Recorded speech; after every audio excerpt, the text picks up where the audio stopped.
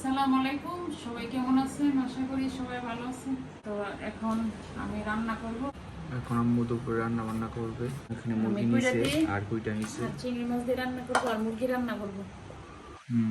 আম্মু এখন রেডি করে নিতেছে। রেডি করার পর রান্না বান্না শুরু করে দিবে। তো আমি এখানে কইটা দিয়ে চিংড়ি দিয়ে ভাজি করে এটা রান্না করছি। তো এই রান্নাটা করব ভাবতেছি যে আজকে করেই ফেললাম। তো আজকে আবার অন্তর দাদা বাড়িতে যাবো, আমার শ্বশুর শাশুড়িকে দেখতে।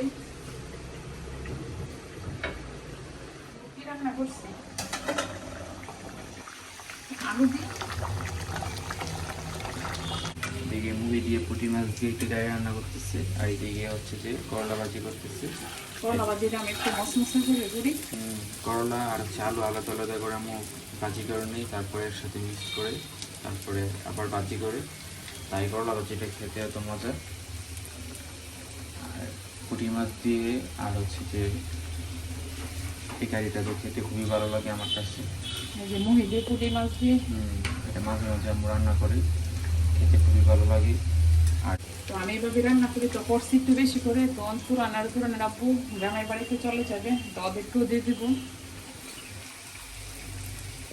পাস্তা রেডি করলাম, তো পাস্তা করছি। তো ডিম দিয়েছি, সয়া সস, গাজর, টমেটো, কাঁচামরিচ দিয়ে। তো আমি এইভাবে করি সন্ধ্যার নাস্তা সবার জন্য। আর পুরানের আব্বু হয়েছে বাড়িতে, অন্ত এখানে আমরা 3 জন বাসি।